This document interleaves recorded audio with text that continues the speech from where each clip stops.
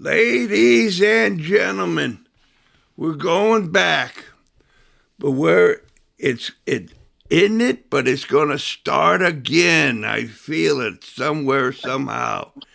Here's the guy, man. I can't spell his name. I hope I can pronounce it. Dan Muesenfechter, ladies and gentlemen.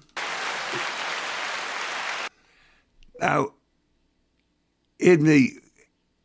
if you were under a rock, you still would have known the Muesenfechter brothers playing soccer. That's a deal. And if you don't know them, it's a historical record that Dan is the last assist maker for a National Open Cup winner, which him and the boys from Busch Gardens won, and he assisted to the great and honorable, I don't know the honorable, John Hayes, ladies and gentlemen. But it's, you're the man. There's only one, and you're the man. I was in the right place at the right time. There you go. There you go. And the Muesenfechters had the reliability on that, on being in the right place at the right time, for sure. Yeah, this is Mark Scott trying to call the whale. He ain't getting on. I played with Mark with the Ramdales. Yeah, you did. Yeah, you did. We were supposed to meet, but the guy canceled out, and now they want to. I came home and went to bed already. So, yeah. So here it is. You've done all that, and you have remained friends with Pete Gallico all those years. Yeah, Pete. I played with Mark at Flo, and then Pete was at St. Louis when I was at Flo, and my first introduction to Pete was we were playing them in a practice game, and we tied them 2-2. But my memory of Pete was Pete invented trash talking. That guy trash talked the whole game. Well said. And when Mark says, "Hey, you want to play indoor with St. Philip Neri?" And I'm like, "Yeah, who's playing?" And he's like, "Pete." I go, "Oh, I don't know about this guy." And he's a big trash talker. But then we became really good, close friends, and I still see him to this day. Yeah, man. Yeah. And that's the same way how I met Pete. I mean, anybody knows Pete, but he's got that smile, that grin. You say, all right, that ain't so bad. Yeah. The story about Pete is when we were playing indoor at St. Philip Neri, Pete would, after the game, we had a good team. We beat teams left and right. Pete would come up and, everybody gets their beer pitcher and goes to the table. Pete would go up to the other team and tell them, "Hey, guys, that was chapter 8 on how the ball moves faster than the player." He always had something. Oh, so this is really something unique that you won a national amateur cup with Busch Gardens in 1980, and then time goes, and then you go to 1988 and win the Open. Yeah, it was the 1980 team. We won, I think it was 35-1, and we got beat by St. Ambrose. That was our only loss, and that was in an Open Cup. So we got knocked out of the Open Cup, but we kind of sailed through the Amateur Cup. And the hardest part about the Amateur Cup was getting out of St. Louis. Yeah, yeah. I remember we played, I think it was a team from Kansas City, San Francisco. I mean, we were beating them like 6-7-0. And then the hardest game we had was the final, and we won that one 3-2. But it wasn't a 3-2 game, and we had control of the game the whole time. But that '88 team, was very competitive. You know, every time we move on to the next step, it was another battle. I know we went up to Wisconsin, and I think the Bavarians had a really good team. We ended up beating them, I think, 2-1. And then played this team from New York in the semifinals, and that was a 1-0 barn burner. And then the final was a 2-1 overtime. You mentioned off the air, we're talking about these teams had a particular chemistry. Have you found that to be true in your playing and in your coaching and, well, your life? Have you found that the chemistry is a real big deal? Oh, yeah. That 1980 team, you know, we had chemistry, but, you know, we were all like 20, 21. And, you know, if you're not playing 3/4 of the game, you were like, you know, some guys just really took it hard that they weren't getting any playing time. And then we go to that 88 team with Joe Olwig, and it didn't matter if you played 15 minutes, you didn't play at all, you played most of the game. After the game, everybody was fine with everybody. They were fine with Joe. It was a team that all we cared about was winning and, you know, covering for the other guy. And it was probably the not overall talent. I think that 80 team had more talent, but this team had chemistry that you were going to lay down your life for the guy, your teammate next to you. It was by far the best chemistry team I ever played on. Man. And then you went to the Grumpy Old Men over 30. What was that, another Bush team, or did you go Cudis or what? Cudis, yeah. It was funny that Heather Fork broke his leg when I was 29, and I decided I didn't want to play any more competitive. Wife, my daughter was a year old. My son was due, you know, in April, and it was, you know, I didn't know if I wanted to make a commitment, but Joe said just make it when you can. And then after that, we won that national title. I was like, okay, that's it. I'm playing rec ball or whatever. And 3 months later, I break my leg. And I sat out for a year, and then I went with the Ramsdale Athletic Club, and the athletic club. I never heard it called an athletic club. Hey, we had to call it an athletic club. No one knew what was Ramsdale was. I thought it was a gambling joint. But hey, by the way, hey Dan, do you have people over, or do you got the TV on? Let me shut the door. Oh. Okay. The Ramsdales, we lost in the semifinals in Philadelphia. And then, I think it was 95, played with Cudis. And we won the national championship over 30s at that team, but we didn't play anybody that could match up. I mean, we had so many good players. I mean, the forwards alone, we had Johnny Hayes, Tom Hayes, Timmy Walters.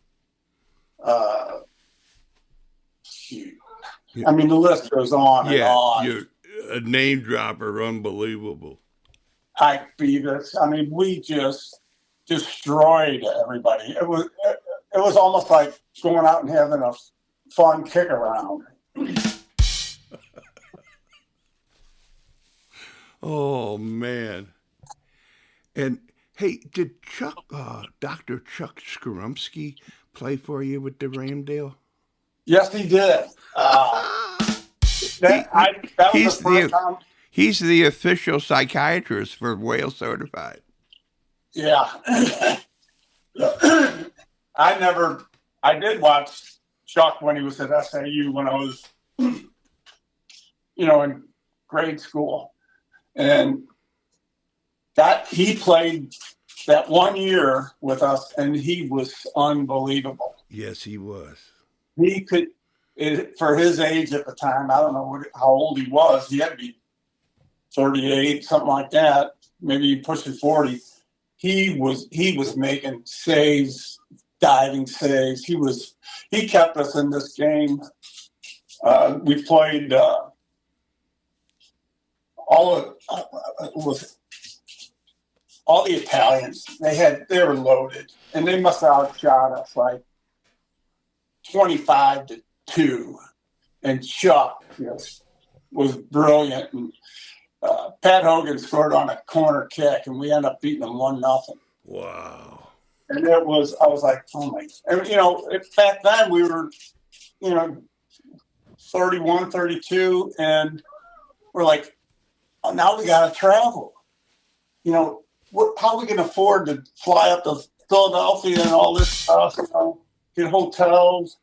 Well, the guys with the Rams deal, they put on a fundraiser. And wow, we had so much money left over afterwards to pay for everything, hotels, airfare, and when we get back, they throw a big party because we have some more money left. Man, is the treasurer? Did the treasurer? He didn't go. He didn't go to the penitentiary, did he? He could have. Yeah, that was funny. We would go there after Sunday games sometimes, and a bunch of old guys with cigars, playing cards. Oh, yeah. They never won any of the games, but they bankrolled us. Oh man, it was just unbelievable. It was the best of time. Right. Yeah, man. I mean, if you didn't laugh and just have a good time at the Ramdale, it's an impossibility for you to ever had or will have a good time. Right. Those were good days. Yeah. Well, you went and then a hopscotch, and I'll come back. But you have you retired from the place where all soccer players go to work? Worldwide Technology? Yeah, that place. Yeah, yeah, I did retire. Just in December. Congratulations, man. Yeah, they're a really good company to work for. Oh, yeah. My daughter works there. Nice. It's just, they really take care of the employees. I mean, it's one of the throwbacks of the old days where they really want to know how they can make work more enjoyable for you, and they're just not blowing smoke. They actually act on it. So it's a great company. And I think that's why they grow so much every year. Everybody loves working there, and it's Jim Cavanaugh and Dave, Joe Koenig, Tom Strunk. Those guys are really good to work for. Yeah. The co-founder, I forgot his name. He's a multi-millionaire guy. Oh, that's Dave. Yeah, Dave. What's his last name? Yeah, me too. Dave Stewart? Stewart, yes, Dave Stewart. Okay, Dave Stewart, man. Just an unbelievable cat. I mean, he is. He brought. I've only met him one time, but he gives you that impression, that he acts like he knows you for 20 years, after talking to him. Yeah. Well, this cat, he brought in Porky and Bess to the Muni out there at Forest Park.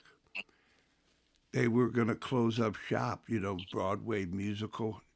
Mm-hmm. He says, "Oh, come on, man, you got to come to the Muni and play."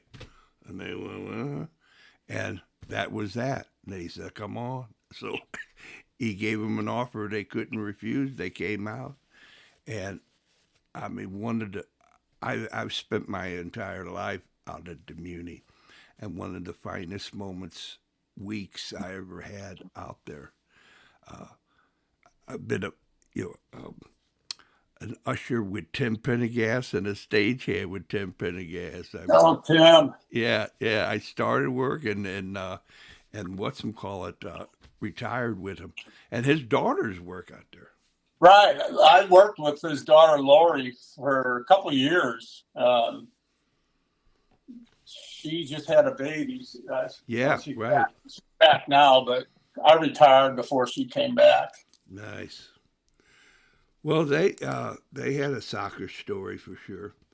So after you had the 88 and you're going into the 90s and your daddy Warbucks and everything,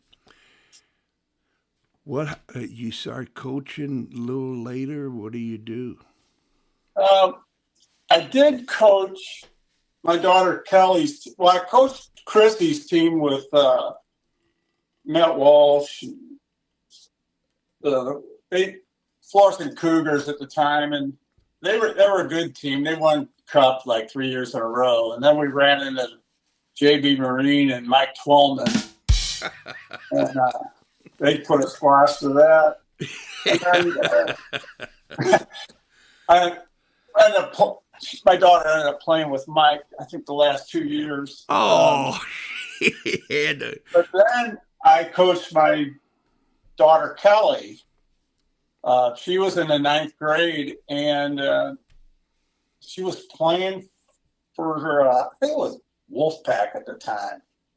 And they didn't like the idea that she was playing, basketball and softball. So I said, I got hold of Al Gross. He was running Mid-River Soccer Club. And he said, yeah, go ahead and get a team. And I'm not kidding, Kevin. As soon as the word got out that I was going to let these girls play whatever sport they wanted in high school and play soccer, I got bombarded with kids that were really good players. That they didn't. These high schools were like, no, you can't play 2 sports at one time. Technically, you could, but the coaches were frowning on it. So, by the time they were seniors, I think most of those girls had scholarships, and they were really good. We just, didn't play tournaments out of town or anything like that. I was like, you guys don't need to go out of town. You're not that good. But they did end up getting, I'd say at least out of the 15, 13 of them went on to play college soccer. Isn't that beautiful, man? You still reflect back on that and proud of that moment, huh? Yeah, I mean, just give them a little room to, do what they want. They're not going to be professional soccer players, so let them enjoy high school sports and club soccer, and if they don't make practice, no big deal. I ain't holding it against them. Yeah, rules are rules, and the whole idea was that it's all over, man. AAU, the basketball, the volleyball. I mean, everybody's saying, hey, forget about high school. And some places, they are saying, hey, man, we're starting school here. You could go to school here and play here. Yeah. So, Kevin, when we were in high school soccer was like, it was so competitive. And there were so many good teams, like in the suburban north. Oh, man. You had all the Catholic schools. And yeah. It was funny because I think if you go back to the early 70s, it would be a public school winning 1 year, a Catholic school, a public school, a Catholic school. It was bouncing around. Yeah, it was. Yeah. Yeah. Hazelwood West. I never seen that team, man, but they won. They were almost back to back. They had, Yes, Central had a good team with Steve Moyers, and that group, Matt Malloy. Um, yeah, but years later, they won with that Shane Battel. They won the high school state championship. I think they had some Mexican players. They had quite a mix on that team. Oh, is that right? Yeah, I watched them play a game or two, and um, it's like McClure now. I don't even know if they have a team, but Yeah, right. Yeah. last couple of years they had maybe over 10 Mexicans and a few others mixed in. But I remember I was with my brother Steve to watch a game, and McClure North was so bad that they beat them 10-0. A minute into it was 9-0 at half, and then a couple minutes into the second half, McClure scores again, and it's 10-0. Game over. Mercy rule. Right. Who would have thought McClure North would go be so bad? When they had Holzer and Huber and Totebush, that whole crew, they were just. Yeah, man. And back in the day, the McClure Comets, they had the best looking unis and a great team. They won the Missouri State Championship in 1972.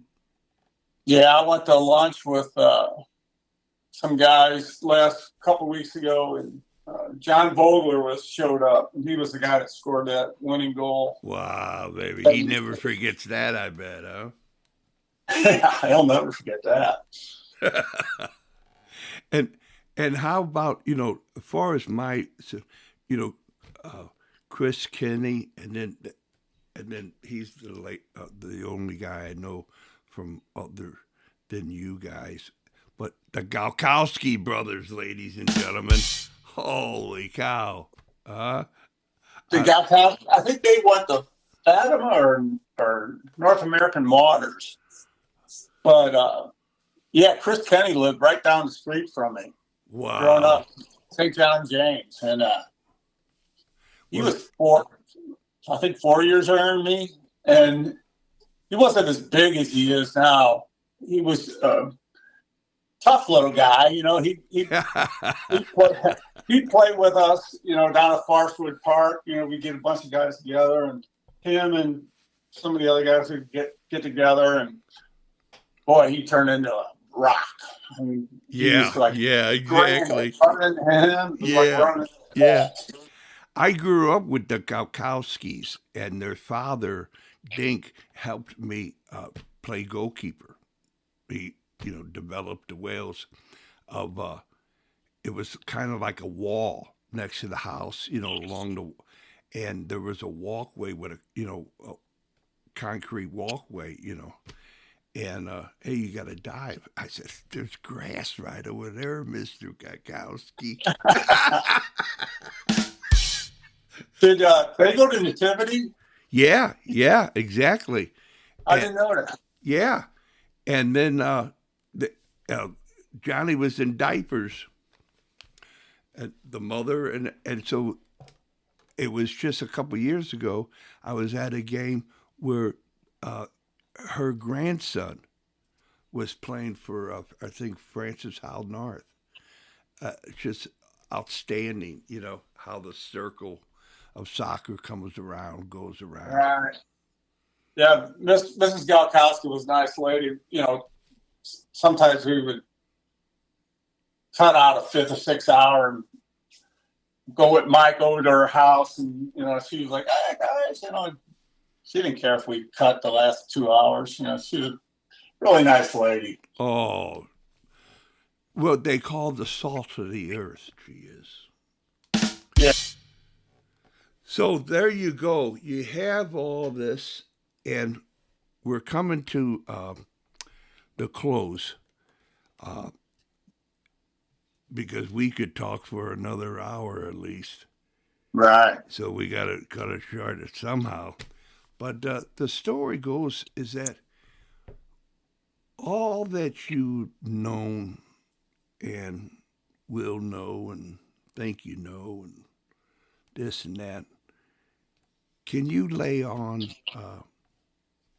you know, a Muesenfechter style and class about American soccer You mean the state it's in now? and hopes in the future? Oh, shoot. In a perfect world, I think today's players would be a lot better off if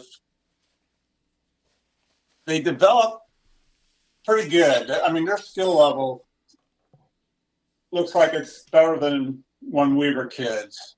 You know, they're good players. But once they hit high school, I think they got to get back to, instead of treating high school as like a rec league, go back to where it was really competitive. And then I think the biggest kicker is when they get to college, they need to let these kids play in senior leagues where they're playing all year round. And I think that's why in my era, players were developing every year. They would get better because they'd go from college to their club team, and you'd have a different coach, and you'd be playing with not the same players, but players you played with before, and you would keep developing, and then by the time you were out of college, that maybe you had a chance to go pro, maybe you didn't. Yeah. But you could see everybody was getting better. And I saw it as my kids, especially my son Dan, when he got to college, he was a pretty good technical player. He was very smart. But there wasn't much difference in all of those kids on that team. And I think you can say this about all college teams. They don't get much better in that 4-year span. It's stagnant, and Yeah. I think that, dissolving that senior league countrywide with the NCAA and the rules, they really hurt the American player. Wow, wow, wow. Dan, thank you for that insight. That's why I asked. And Yeah. you proved me right because there's a difference. And I mean to tell you, bro, when I saw you, when I looked at you playing, it was like, wow, wow, wow. I mean, you were different than anybody and everybody else, and it was hats off to you, man. You really developed the game. Did Steve kind of try to say, "Hey, you got to do this and do that," or did he try, "Hey, you got to get better," or what? Did Pete say that? No, your brother Steve. Oh, me and Steve were like practice dummies. I mean, you always had somebody to play with, and me and Steve we had a ball. Yeah, you did. At our feet every day. I mean, Every day. I mean, we would go down to Forestwood Park and just drive balls against the handball court, just drive. Wow. So, I mean, yeah, he was great to have around. He could have been a really good player. He broke his back. His back, set him back, and I wish I didn't get the chance to play with him when I was a senior and he was a junior. But I wish if he was healthy, I think he could have made the next step. Wow. Well, peace to you and your family. You have had some setbacks, some trauma in your life, emotionally, physically, spiritually, and to be anybody who knows you, man, they admire you. You know, you're that type of guy. Yeah, So thanks, Joe. right. So here it goes. It's custom at Whale certified to say, oh, by the way, you just got into the Whale certified Hall of Affinity. All right, I can scratch that off the bucket list now. All right then. But the custom is to say, hey, Dan, whatever you want to say to who you ever want to say it to for as long as you want to say it for, this is your opportunity. I would just like to say that, you know, playing soccer, I've met and established friendships with so many players. And what's good about it is you see these guys not all the time, but when you do see them, it's like it was yesterday, you know, and it's just, if I wouldn't have played soccer, I don't think I would have developed so many friendships. And, you know, it's just, soccer, just hard work, paid off. And it's just, I don't know what my life would have been if I wouldn't have continued playing. Yeah. Man. Phew. I hate to think about life without soccer. Oh my God. Oh man, oh man. Well, you're a man for all seasons, and I wish you and the best. Yours the best. Great family, man, and so forth and so forth. And there was a little P.S. I had. But anyway, that's why you don't when you don't write. Oh yeah, I know what it was. I'm gonna download this, upload it, and send it out to you. And Okay. I check my spelling of your name, please, please. I don't want to bounce it up. But those Steamer jerseys, they spelled your name right, didn't they? They sure did. I still have two of them. Oh, you were supposed to turn them in. Oh. The shorts don't fit anymore, but actually, neither does the shirt. All right, man. That's cool. Okay. So the best to the best for the best. And I wish you the best. And so here we go is that you were a Whale certified Hall of Affinity. And you know, All right. a lot of people can be Whale certified if they only try. So, so take All care, right. Dan. Thanks for the opportunity, Kevin. All right, now. Bye-bye. Bye.